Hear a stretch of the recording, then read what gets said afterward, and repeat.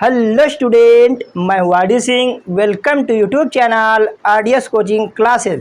आज के इस वीडियो में हम एक्सरसाइज 3.3 का इंट्रोडक्शन पार्ट कवर करेंगे। तो आइए देखते हैं।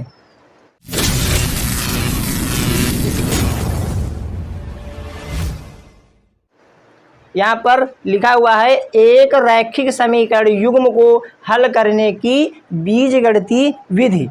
तो एक रैखिक समीकरण को हल करने की बीजगणितीय विधियाँ टोटल 3 दी हुई हैं अपने सिलेबस में। तो यहाँ पर जो पहली विधि है प्रतिस्थापन विधि, उसके बाद है विलोपन विधि, फिर है वज्रगुणन विधि। तो आज के इस वीडियो में हम यहाँ पे ये जो एक्सरसाइज 3.3 है इसमें प्रतिस्थापन विधि का यूज किया गया है। तो हम प्रतिस्थापन विधि के कुछ चरण लिखे हुए हैं उनको समझेंगे, फिर इन स्टेपों का यूज हम इस क्वेश्चन में करेंगे, तब तुमको अच्छे से समझ में आ जाएगा। तो यहाँ पर हमने पहला जो पॉइंट लिखा है किसी एक समीकरण को लेकर। यहाँ पर 2 समीकरण दी होंगी, उसमें से किसी एक समीकरण को लेना है, फिर किसी एक चर को दूसरे चर में व्यक्त करना है। यहाँ पर 2 चर वाली रैखिक समीकरण है तो 2 चर होंगे, कोई एक चर को दूसरे चर में व्यक्त करना है। जैसे कि मान लो कि जैसे x का मान y के पदों में करो या फिर y का मान x के पदों में कर देना है। ठीक है, ये पहला स्टेप है। हम मान के चल रहे हैं, हमने क्या किया है, x का मान y के पदों में व्यक्त किया है। तो ये जो x का मान है, फिर आगे वाले स्टेप में देखो x का मान, x के इस मान को दूसरे समीकरण में प्रतिस्थापित करना है। जिस समीकरण से x का मान निकाला गया है उसमें नहीं रखना है, किसी दूसरे समीकरण में प्रतिस्थापित कर देना है। फिर जब x का मान हम यहाँ पर रखेंगे तो y का मान निकलेगा। तो इस y के मान को हम समीकरण 3 में प्रतिस्थापित करेंगे। ये अपना है थर्ड पॉइंट। यहाँ देखो क्या लिखा है, y का यह मान, जब x का मान रखेंगे तो y का मान हमें प्राप्त होगा। तो y का यह मान समीकरण 3 में रखते हैं। जब समीकरण 3 में y का मान रखेंगे तो x का मान प्राप्त हो जाएगा। ये हैं प्रतिस्थापन के 3 चरण। इन चरणों का प्रयोग हम एग्जाम्पल नंबर 7 में करेंगे। तो यहाँ पे देखो ये एग्जाम्पल नंबर 7 दिया है, इसमें 2 रैखिक समीकरण दी हुई हैं, इसको हमें प्रतिस्थापन विधि से हल करना है। तो यहाँ पे देखो पहले हमें एक समीकरण चुनना है। ये समीकरण 2 और समीकरण 1 और 2 दी हुई हैं, इसमें से कोई एक समीकरण चुनो, फिर x का मान y के पदों में करो या फिर y का मान x के पदों में करना है। तो यहाँ पर देखो चुनने का सबसे सही तरीका, x और y के गुणांक में जिसका गुणांक कम हो उसका मान निकालना है। तो समीकरण यहाँ देखो इसमें है x का गुणांक 7 और y का गुणांक कितना है 15। यहाँ x का गुणांक 1 है, इसमें y का गुणांक 2 है। तो सबसे कम गुणांक ये समीकरण 2 में है ना, सबसे कम गुणांक किसमें है, समीकरण 2 को। तो हम समीकरण 2 को चुनेंगे और समीकरण 2 में किसका गुणांक कम है, x का, तो x का मान हम निकाल लेंगे। तो यहाँ हम लिखेंगे समीकरण 2 से x का मान y के पदों में व्यक्त करने पर तो यहाँ से हम x का मान निकालेंगे। तो यहाँ देखो ये x हम ऐसे लिखेंगे, फिर बराबर का साइन लगाएंगे, ये इक्वल का, बराबर के उस पार कितना है 3, बराबर के उस पार कितना है 3। अब यहाँ देखो बराबर के इस पार ये जो 2y है प्लस का है, बराबर के उस पार हो जाएगा माइनस का। ये निकल आया है x का मान y के पदों में। तो इसको हम मान लेते हैं समीकरण 3। अब स्टेप 2 देखो लिखा है, जो x का मान जो हमने निकाला है, x के इस मान को दूसरी समीकरण में रखना है। तो यहाँ देखो ये x का मान हमने निकाला था समीकरण 2 से, तो समीकरण 2 में नहीं रखना है, अब कहाँ में रखना है, समीकरण 1 में। तो यही बात हम लिखेंगे, x का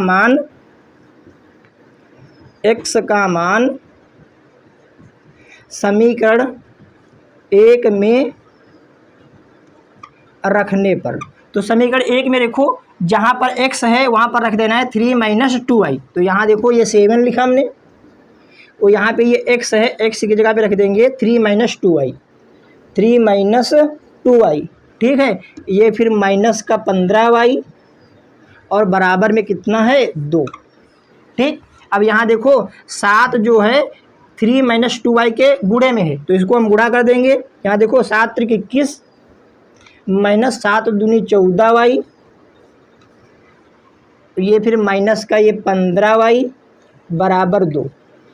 ठीक, अब यहाँ देखो ये जो, अब ये चर वाले एक पास करना है, वो अचर पद एक पास करना है। तो ये दो चर हैं, ये चर हैं, इनको एक पास, ये अचर वाला पद अचर वाले पद के पास भेज देना है। ये 21 जो है प्लस का है, बराबर के उस पार हो जाएगा माइनस का। फिर यहाँ पर देखोगे ये जो चर हैं इसमें भी ये 14y माइनस का है, ये 15y भी माइनस का है। तो ये सामान्य चिन्हों वाली संख्या हो जाएंगी, जुड़ जाएंगी, वो चिन्ह वही रहेगा। तो 15 में जब हम 14 में 15 जोड़ेंगे तो आ जाएगा 29 माइनस का 29y बराबर ये आ जाएगा 2। अब यहाँ देखो ये जो 21 है प्लस का, इस पार हो गया है इधर माइनस का। अब ये 29y बराबर, अब ये दो असमान चिन्ह वाली संख्या घट जाएंगी चिन्ह बड़ी संख्या का, तो यहाँ पर बच जाएगा 19। कितना हो जाएगा 19, तो यहाँ लिख दिया 19। तो अब माइनस से माइनस कैंसिल हो जाएगा, तो y बराबर आ जाएगा 19/29, 19/29। अब ये जो y का मान निकला है इसको हम समीकरण 3 में रखेंगे। ये देखो हमने यहाँ पर बता रखा है कि यह जो y का मान है समीकरण 3 में प्रतिस्थापित करेंगे। तो यहाँ पर हम कर रहे हैं, तो यहाँ देखो, तो यहाँ लिखेंगे y का मान समीकरण 3 में रखने पर, तो समीकरण 3 ये देखो है, ये हम लिखेंगे x बराबर, ये लिख दिया 3 माइनस ये 2, ये देखो y है, y की जगह कितना लिखना है 19/29, यहाँ लिख देना है 19/29। तो ये x बराबर 3 माइनस, यहाँ पहले 2 का गुणा 19 से करना है, तो आ जाएगा 38/29। तो x बराबर, अब यहाँ पर एलसीएम ले लेंगे, 3 के अपान में कुछ भी नहीं है तो 1 लिख लेंगे 1, और जब 29 का हम एलसीएम निकालेंगे तो 29 ही आ जाएगा, मतलब 29 ही आ जाएगा। फिर 1 को 29 से भाग देंगे तो 29 आएगा, 29 का गुणा 3 से करना है। 29 का गुणा कैसे करना है 3 से, इधर देखो करके देख लो कितना आता है। देखो यहाँ पे 3 9 27, 27 के साथ हासिल आएगा 2, और फिर 3 दूनी 6, 6 2 8 हो जाएगा 87, फिर माइनस। अब 29 को जब 29 से भाग देंगे तो आ जाएगा 1 का गुणा करना है 38 से, तो 38। एलसीएम लेके करो या फिर क्रॉस मल्टीप्लाई करके भी कर सकते हो इसको। 29 का गुणा 3 से, फिर 1 का गुणा 38 से, फिर 29 करना 29, ऐसे भी इसको हम सॉल्व कर सकते हैं। तो यहाँ देखो अब 87 से हम 38 माइनस करेंगे, तो यहाँ देखो 87 से 38 माइनस करो तो यहाँ से हासिल लेंगे, यहाँ पे हो जाएगा, देखो यहाँ पे हासिल लेंगे, यहाँ पे 17 से 8 घटाओ तो बच जाएगा 9। कितना बच जाएगा 9। अब यहाँ पे बच गया 7 में से जब 3 घटाओगे तो बच जाएगा 4, तो आ जाएगा 49। कितना आ जाएगा 49/29। तो ये अपना आ गया है x का मान। क्या आ गया है x का मान। यही x और y के मान निकले हैं। ये अपनी प्रतिस्थापन विधि हो गई है। अब हम आगे के एग्जाम्पल करेंगे जिससे कि आप लोगों को थोड़ा और अच्छे से समझ में आ जाए। अब हम देखेंगे उदाहरण नंबर 8। प्रश्नावली 3.1 के प्रश्न संख्या 1 को प्रतिस्थापन विधि से हल कीजिए। तो यहाँ देखो, यहाँ पर हमने माना आफ्ताब की वर्तमान आयु x तथा पुत्री की वर्तमान आयु y। तो ये प्रथम कंडीशन और द्वितीय कंडीशन से ये दो समीकरणें हमने बनाया है। ये कैसे बनी है इसको हमने एक्सरसाइज 3.1 के एक सॉल्यूशन में बताया है। अगर आप लोग उस वीडियो को देखना चाहते हैं तो लिंक हम डिस्क्रिप्शन में डाल देंगे, उसको देख लेना। उसमें हमने इन समीकरणों को बनाना सिखाया है।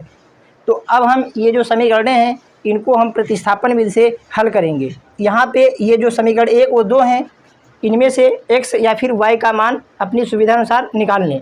तो यहाँ पर देखो हम x का मान निकाल रहे हैं, तो यहाँ लिखेंगे x का मान, यहाँ लिखेंगे समीकरण, पहले तो समीकरण चुनेंगे। समीकरण 1 से x का मान y के पदों में व्यक्त करने पर हमने यहाँ x का ही मान क्यों निकाला है, y का क्यों नहीं। तो यहाँ अच्छे से देखो समीकरण 1 में यहाँ पर x का गुणांक 1 है और y का गुणांक कितना है, 7 है। तो जिसका गुणांक कम होगा उसी का मान हम निकालेंगे, अभी थोड़ी देर पहले ही बताया है। तो इसीलिए हम यहाँ पर x का मान निकालने जा रहे हैं। तो यहाँ देखो x लिखेंगे ऐसे, बराबर, बराबर के उस पार है कितना, माइनस का 42। अब यहाँ 7y जो है माइनस की बराबर के उस पार भेजेंगे तो हो जाएगा प्लस का 7y। और इसको मान लेते हैं समीकरण 3। समीकरण 3, ये जो समीकरण 3 का मान, जो समीकरण ये जो x का मान निकला है इसको हम समीकरण 2 में रखेंगे, 1 में नहीं रखेंगे क्योंकि हमने 1 से ही निकाला है। तो यहाँ लिखेंगे हम x का मान समीकरण 2 में रखने पर। तो यहाँ देखो समीकरण 2 यहाँ पर रखेंगे, ये जो x है x की जगह के पे ये हम मान रख देंगे 42 प्लस 7y और ये फिर माइनस का 3y बराबर 6। यहाँ देखो ये जो 42 है माइनस का है, बराबर के उस पार भेजेंगे तो हो जाएगा प्लस का। और यहाँ पे अच्छे से देखो 7y है प्लस का और ये 3y है माइनस का। तो असमान चिन्हों वाली संख्या घटती है, चिन्ह बड़ी संख्या का लगता है। तो 7y से 3y हम माइनस करेंगे तो बच जाएगा 4y बराबर ये 6 और ये आ जाएगा इधर प्लस का 42, ये बच जाएगा ये 4y। अब यहाँ देखो 42 में हम 6 ऐड करेंगे तो हो जाएगा कितना, हो जाएगा 48। तो यहाँ देखो y बराबर 48/4। ये 4 जो गुणे में इधर काय में आ जाएगा बटे में, 4 का नाम 4, इधर 4 का नाम 4, 4 दूनी 8, मतलब कि y बराबर आ गया है 12। y बराबर कितना आ गया है, 12। ये अब y का मान हम रखेंगे समीकरण 3 में। तो यहाँ देखो y का मान समीकरण 3 में रखने पर। तो यहाँ समीकरण 3 देखो यहाँ पे है, यहाँ है समीकरण 3, यहाँ देखो यहाँ रखना है। ये x लिखेंगे, x बराबर ये माइनस का 42 और ये प्लस ये 7 इंटू ये y है, y की जगह पर रख देंगे हम 12, कितना 12। तो x बराबर माइनस 42 प्लस 12 सत्ते 84, 12 सत्ते 84। तो x बराबर यहाँ कितना आ जाएगा, 84 से 42 माइनस करना है। जब 4 से 2 घटाएंगे बच जाएगा 2, जब 8 से 4 घटाएंगे तो बच जाएगा 4, तो आ जाएगा 42। यहाँ देखो x बराबर 42 आ गया है। अब ये जो x है, x क्या है, आफ्ताब की वर्तमान आयु। तो यहाँ लिख देंगे हम अतः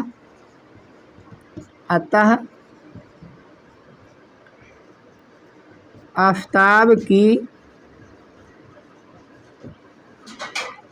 वर्तमान आयु बराबर 42 वर्ष तथा पुत्री की वर्तमान आयु, पुत्री की देखो हमने पुत्री की वर्तमान आयु क्या मानी है, y। तो y बराबर यहाँ देखो कितना रखा है, निकला है y बराबर कितना निकला है, 12। तो आ गई पुत्री की वर्तमान आ गई है आयु 12 वर्ष, क्या आ गई है 12 वर्ष। एक बार हम फिर से बता रहे हैं, ये जो समीकरण हैं इनको हमने एक्सरसाइज 3.1 में बताया है। तो उसको अगर देखना चाहते हैं तो हम लिंक डिस्क्रिप्शन में डाल देंगे, तो उसको देख लेना। आप लोग इसको कॉपी करें, फिर हम आगे वाले क्वेश्चन को सॉल्व करेंगे। अब हम उदाहरण नंबर 9 को सॉल्व करेंगे, जो कि यहाँ पे लिखा है। आइए अनुच्छेद 3.3 के उदाहरण नंबर 2 को लें। अर्थात 2 पेंसिल तथा 3 रबड़ का मूल्य 9 रुपये और 4 पेंसिल तथा 6 रबड़ का मूल्य 18 है। प्रत्येक पेंसिल और प्रत्येक रबड़ का मूल्य ज्ञात कीजिए। तो यहाँ पर हमें प्रत्येक पेंसिल और प्रत्येक रबड़ का मूल्य ज्ञात करना है। तो हम मान लेंगे, माना एक पेंसिल का मूल्य x रुपये तथा एक रबड़ का मूल्य y रुपये। तो पहली कंडीशन देखो पढ़ के देखो, लिखा है 2 पेंसिल तथा 3 रबड़। यहाँ पे देखो लिख रहे हैं 2 पेंसिल है और क्या है 3 रबड़ है, 3 रबड़, इनका मूल्य 9 है। तो अगली कंडीशन है 4 पेंसिल है, 4 पेंसिल तथा 6 रबड़, 6 रबड़ का मूल्य कितना है 18। ये जो क्वेश्चन है ये पेज नंबर 47 पे मिलेगा।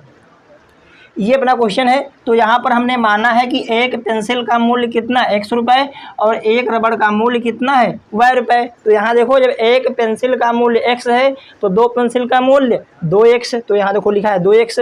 इसी प्रकार एक रबड़ का मूल्य y रुपये तो 3 रबड़ का मूल्य 3y, तो ये है वो बराबर 9। ये देखो अपनी समीकरण बन गई है।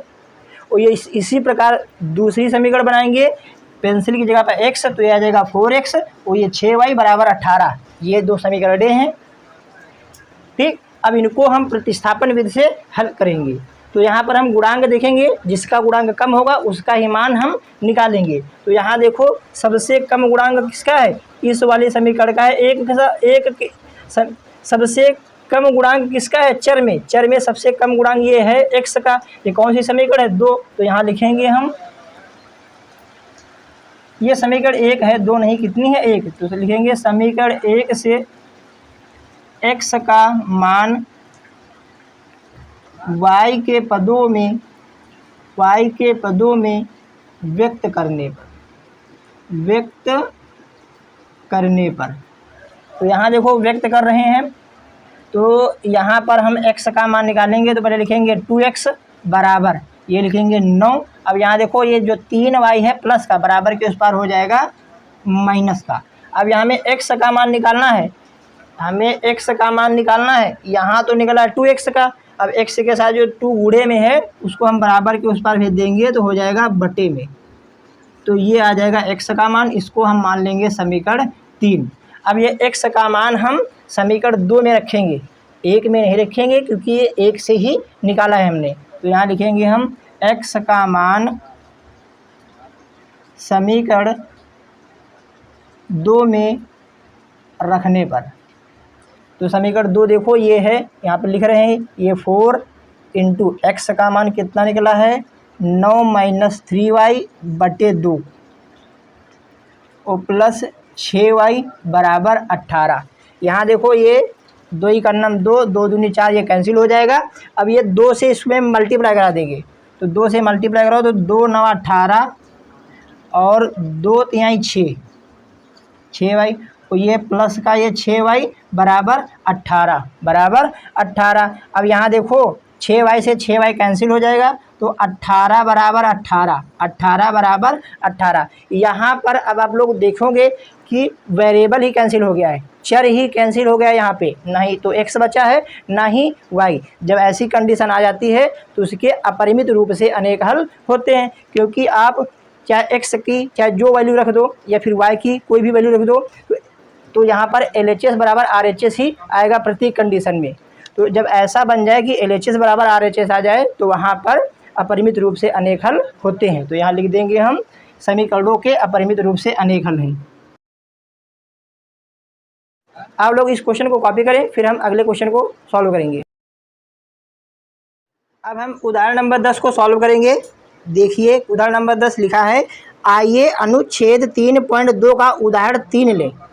अनुच्छेद 3.2 का हमें उदाहरण नंबर 3 को सॉल्व करना है। लिखा है क्या रेल पटरियां एक दूसरे को काटेंगी। तो उदाहरण नंबर 3 देखोगे, जो अनुच्छेद 3.2 है उसकी जो समीकरण बनी है उसको हम यहाँ पर लिख रहे हैं। अगर आप लोग ये समीकरण देखना चाहते हैं कि ये समीकरण कैसे बनी है तो उदाहरण नंबर 3 की लिंक हम डिस्क्रिप्शन में डाल देंगे, तो उसको देख लेना। तो यहाँ पर हम सीधे समीकरण ही लिख रहे हैं। यहाँ पे पहली समीकरण दिया है x प्लस 2y माइनस 4 बराबर 0, ये समीकरण 1 है। और यहाँ दूसरी समीकरण दिया है 2x प्लस 4y माइनस 12 बराबर 0, ये समीकरण 2। अब इनको हम सॉल्व करेंगे। तो सबसे पहले हम समीकरण चुनेंगे। समीकरण चुनने के लिए हमने बताया था जिस चर का गुणांक कम हो उसका हम मान निकालते हैं। तो देखो सबसे कम गुणांक किसका है, समीकरण 1 में x का है। तो समीकरण 1 से हम x का मान निकालेंगे। तो यहाँ लिखेंगे हम समीकरण 1 से x का मान y के पदों में व्यक्त करने पर ये लिखना पड़ेगा, ठीक है। तो यहाँ से हम x का मान निकालेंगे, तो x बराबर, यहाँ देखो x बराबर, ये दोनों जो हैं बराबर के उस पार भेजेंगे। अब यहाँ देखो ये 2i है, 2i है प्लस का तो हो जाएगा माइनस का, और ये जो 4 है माइनस का है तो हो जाएगा प्लस का। ये अपनी बन जाएगी समीकरण 3।